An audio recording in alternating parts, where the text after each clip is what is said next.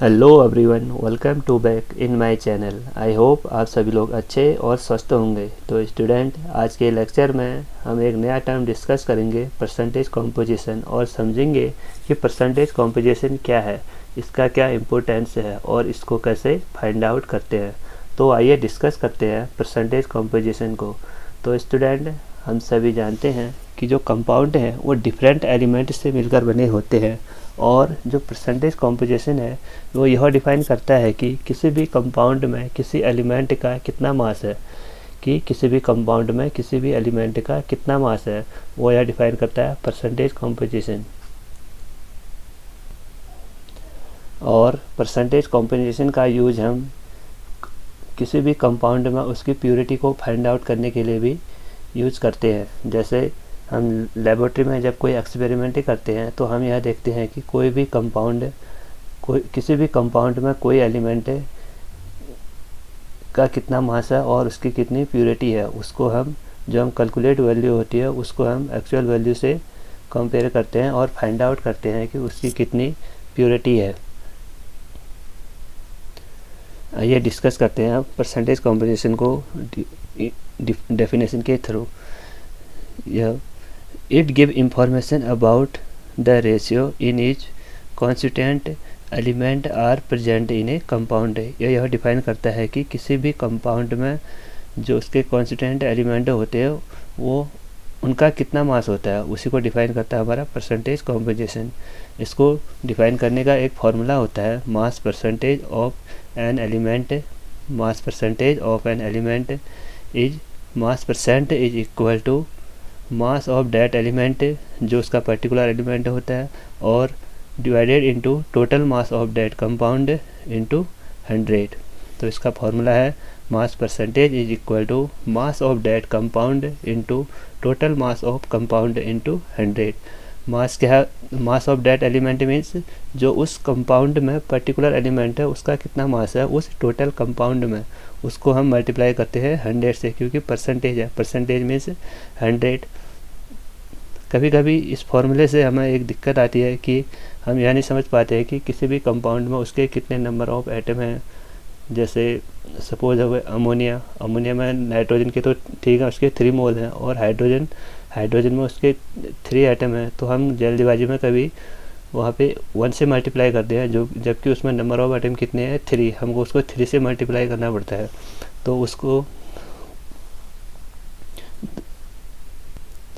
तो उस प्रॉब्लम को सॉल्व करने के लिए हम एक दूसरा फार्मूला यूज़ करते हैं, mass percentage is equal to number of atom, टोटल कितने एटम है उस कंपाउंड में, इनटू एटॉमिक मास, उस एलिमेंट का एटॉमिक मास, उसको डिवाइडेड करते हैं molar mass of compound into 100। तो मैं सजेशन करूँगा कि आप सभी स्टूडेंट को जब भी आप मास परसेंटेज निकालते हैं तो इसी फार्मूला का यूज़ करें, mass percentage equal to number of atom, कि उस कंपाउंड में उस एलिमेंट का कितना नंबर है और उस एलिमेंट का एटॉमिक मास क्या है, और उसको डिवाइड करेंगे हम मोलर मास ऑफ कंपाउंड, जो उस कंपाउंड का मोलर मास आएगा उससे डिवाइड करेंगे और उसको मल्टीप्लाई कर देंगे हम 100 से। आइए इसको एक एग्जांपल के थ्रू समझते हैं।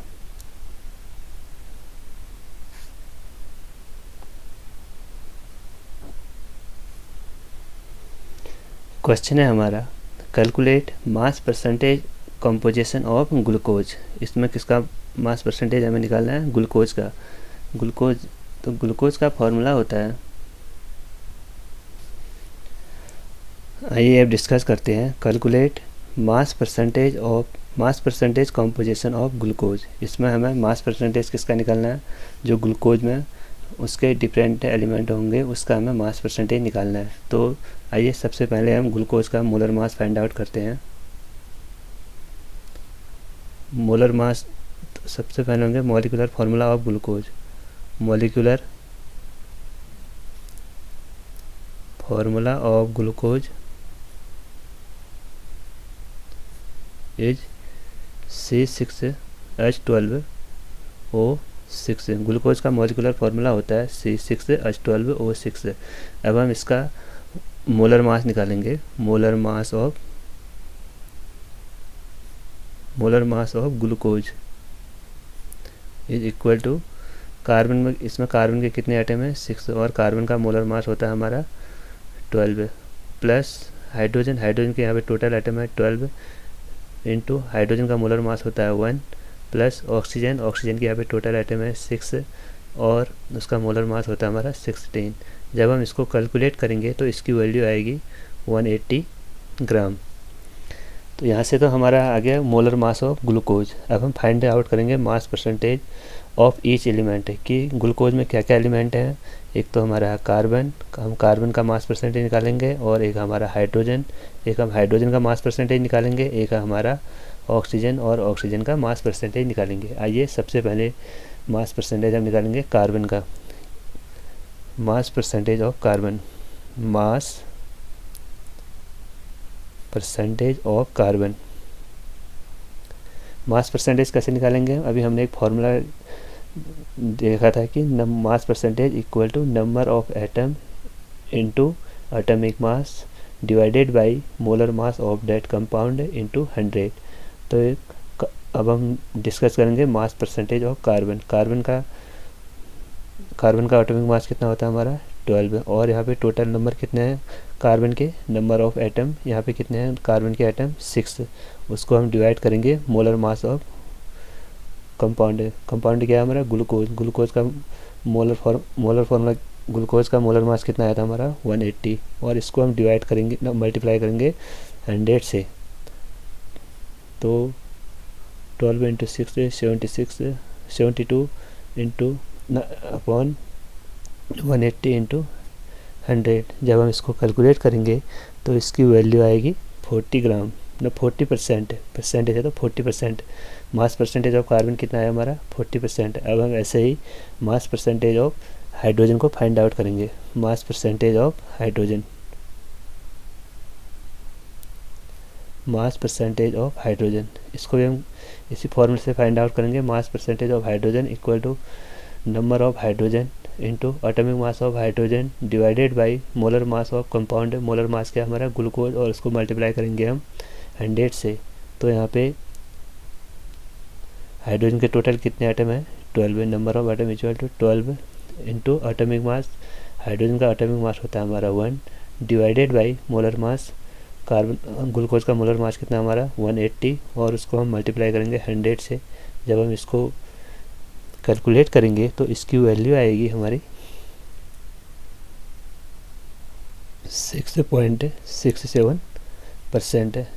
यहाँ से हमने क्या निकाला मास परसेंटेज ऑफ कार्बन। अब हमारा थर्ड टर्म है mass percentage of oxygen. Mass percentage of oxygen, तो यहाँ पे ऑक्सीजन के टोटल कितने एटम हैं, ऑक्सीजन के टोटल कितने एटम है 6, और ऑक्सीजन का मोलर मास कितना होता है हमारा 16, और उसको डिवाइड करेंगे हम मोलर मास ऑफ कंपाउंड, वो कितना हमारा 180, और उसको डिवाइड मल्टीप्लाई करेंगे हम 100 से। तो इसकी वैल्यू कितनी आएगी 96 अपॉन 180 इंटू 100। तो जब हम इसको कैलकुलेट करेंगे तो इसकी वैल्यू आएगी 53.33%। तो हमने यहाँ पे फाइंड आउट किया मास परसेंटेज ऑफ ग्लूकोज की। ग्लूकोज में जो भी इसके डिफरेंट एलिमेंट है उनका कितना मास है, मास परसेंटेज ऑफ कार्बन कितना है, मास परसेंटेज ऑफ हाइड्रोजन कितना है, और मास परसेंटेज ऑफ ऑक्सीजन कितना है। तो स्टूडेंट आप इसमें ये भी कैलकुलेट कर सकते हैं कि देखो इसमें टोटल 3 एलिमेंट हैं, कार्बन, हाइड्रोजन एंड ऑक्सीजन। आपको सपोज 2 एलिमेंट का मास परसेंट आपको पता है, तो टोटल परसेंट कितना होता है 100। तो थर्ड तो सपोज आपको इसमें कार्बन और हाइड्रोजन का मास परसेंट पता है, तो और आपको ऑक्सीजन का मास परसेंट पता नहीं है, तो आप क्या करेंगे उसको 100 से माइनस कर देंगे। इन दोनों को ऐड करके कार्बन और हाइड्रोजन के मास को ऐड करके आप उसको 100 से माइनस कर देंगे, तो आपको मास percentage of oxygen find out हो जाएगा। तो आइए एक और एग्जांपल के थ्रू इसको समझते हैं। अब हमारा अगला एग्जांपल है find mass percentage composition of ethanol. Mass percentage composition of ethanol. तो इसमें सबसे पहले हम एथेनॉल का मोलर मास निकालेंगे। एथेनॉल का फॉर्मूला होता है हमारा C2H5OH, C2H5OH। तो एथेनॉल का फार्मूला हो गया हमारा C2H5OH। अब हम इसका मोलर मास निकालेंगे एथेनॉल का। Molar mass of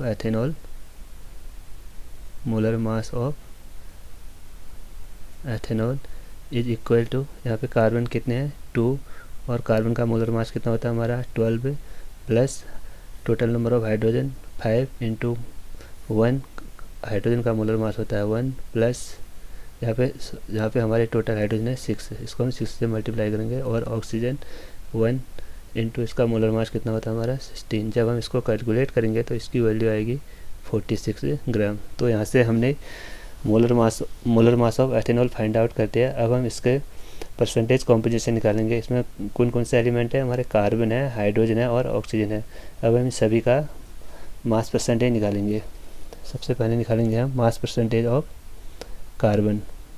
mass percentage of carbon is equal to, अभी हमने फार्मूला यहाँ पे रीड किया था, mass percentage is equal to number of atom into atomic mass divided by molar mass of that compound into 100। आइए इस formula से mass percentage of carbon को फाइंड आउट करते हैं। तो मास परसेंटेज ऑफ कार्बन, यहाँ पे टोटल कितने कार्बन है 2, टोटल कितने कार्बन है 2 into molar mass of carbon 12 divided by molar mass of compound. Compound क्या है हमारा एथेनॉल, और एथेनॉल का मोलर मास कितना हमारा 46 इंटू 100, परसेंटेज इंटू 100। तो जब हम इसको कैलकुलेट करेंगे तो इसकी वैल्यू आएगी हमारी 52.17%। यहाँ से हमने मास परसेंटेज ऑफ कार्बन को फाइंड आउट किया। अब हम फाइंड आउट करेंगे mass percentage of hydrogen. Mass percentage of hydrogen, total number of hydrogen कितने हैं 6 into molar mass of hydrogen 1 divided by molar mass of compound 46 into 100। जब हम इसको कैलकुलेट करेंगे तो इसकी वैल्यू आएगी हमारी 13.40%। तो यहाँ से हमने मास परसेंटेज ऑफ कार्बन भी फाइंड आउट कर दिया और मास परसेंटेज ऑफ हाइड्रोजन। अब हमारा लास्ट टर्म है मास परसेंटेज ऑफ ऑक्सीजन, इसको भी हम फाइंड आउट करेंगे। Mass percentage of oxygen is equal to number of atom, oxygen के कितने एटम है 1 into molar mass of oxygen कितने हमारे 16 divided by molar mass of compound का मोलर मास कितना हमारा 46 इंटू 100। जब हम इसको कैलकुलेट करेंगे तो इसकी वैल्यू आएगी हमारी 34.78%। तो यहाँ से हमने फाइंड आउट किया कि एथेनॉल में कार्बन का कितना परसेंट है और हाइड्रोजन का कितना परसेंट है और ऑक्सीजन का कितना परसेंट है। इन सबको हम जब हम ऐड करेंगे तो इसकी वैल्यू कितनी आएगी 100%। तो आइए इसको डिस्कस करते हैं एक और एग्जांपल के थ्रू। तो हमारा अगला एग्जांपल है find out mass percentage composition of urea.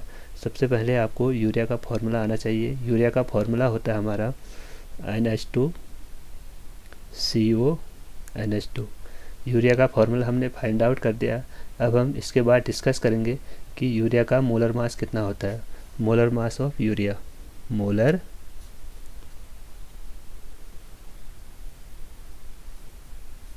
Molar mass of urea is equal to nitrogen का मोलर मास कितना होता है हमारा 14, और नाइट्रोजन के टोटल आइटम कितने हैं यहाँ पे 2 इंटू 2 प्लस हाइड्रोजन का मोलर मास होता है हमारा 1 into total number of hydrogen यहाँ पे कितने हैं 4 इंटू कार्बन का मोलर मास होता है हमारा 1, यहाँ पे इसकी वैल्यू कितनी है 1, और ऑक्सीजन का मोलर मास होता है हमारा 16 और नंबर ऑफ ऑक्सीजन कितने हमारे 1।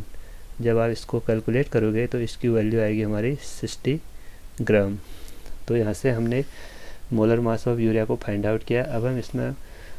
अब हम इसका मास परसेंटेज निकालेंगे कि इसमें जो भी एलिमेंट है जैसे नाइट्रोजन हो गया, हाइड्रोजन हो गया, कार्बन हो गया और ऑक्सीजन हो गया कि इनका कितना मास परसेंटेज है। आइए सबसे पहले हम मास परसेंटेज ऑफ नाइट्रोजन को फाइंड आउट करते हैं। Mass percentage of nitrogen.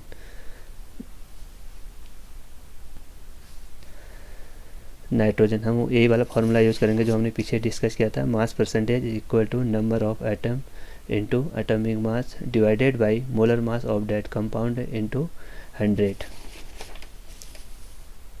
तो मास परसेंटेज ऑफ नाइट्रोजन को कैसे फाइंड आउट करेंगे, तो मास percentage of nitrogen into number of nitrogen के एटम कितने हैं हमारे पास 2 इंटू मोलर मास या एटॉमिक मास ऑफ नाइट्रोजन कितना होता है हमारा 14 divided by molar mass of compound है। कंपाउंड का मोलर मास कितना है हमारा 60 ग्राम, 60 इंटू 100 28 डिवाइडेड बाय 60 इंटू 100।